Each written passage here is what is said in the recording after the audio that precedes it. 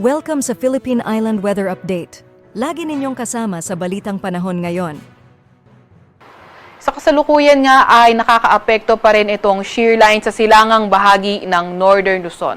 Itong shear line yung salubungan ng hangin, malamig na hangin galing northeast at mainit na hangin galing silangan. Yung area kung saan sila nagko-converge, yung area na nagiging maulan.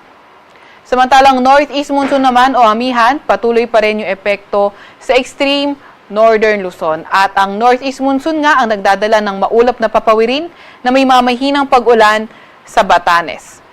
Shear line naman magdadala ng maulap na papawirin, mga kalat-kalat na pag-ulan at mga pulupulong kidlat-kulog sa mga area ng Cordillera Administrative Region, Ilocos Norte, Ilocos Sur at nalalabing bahagi ng Cagayan Valley. Kaya ingat sa ating mga kababayan na inuulan ng mga nakaraang araw pa sa mga banta ng pagbaha o hindi kaya pagguho ng lupa.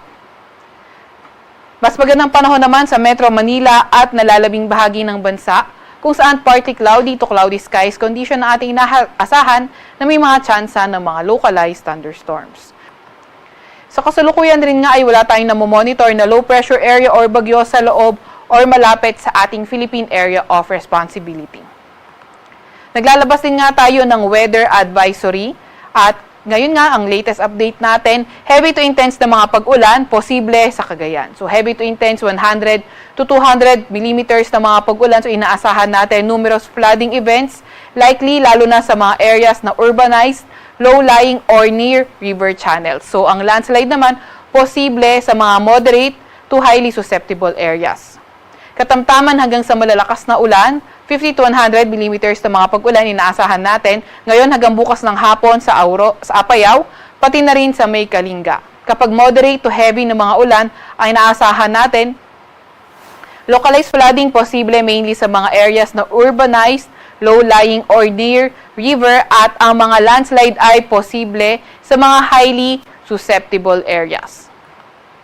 Bukas naman ng hapon hanggang Friday ng hapon, inaasahan nga natin yung katamtaman hanggang sa malalakas na pag-ulan, posible sa May Cagayan area na lamang.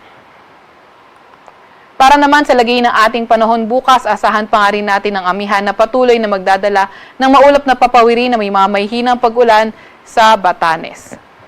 Para naman sa lagay ng panahon, sa hilagang parte ng Northern Luzon, asahan pa nga rin natin na patuloy yung shear line na magdadala ng maulap na papawirin at mga kalat-kalat na pag-ulan, pagkidlat at pagkulog.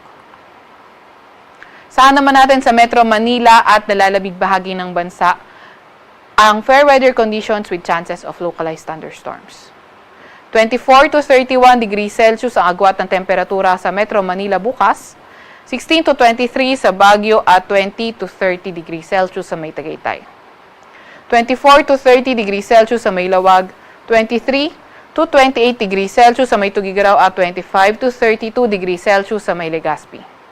Agwat naman ang temperatura bukas sa Puerto Princesa ay 26 to 32 degrees Celsius at 26 to 33 degrees Celsius sa May Kalayaan Islands. Inaasahan nga natin sa Visayas at Mindanao bukas patuloy pa nga rin ang fair weather conditions na may mga pulupulong ulan, pagkidlat at pagkulog. Sa Iloilo, asahan natin ang temperatura bukas na 25 to 30 degrees Celsius at sa Zamboanga naman ay 25 to 33 degrees Celsius.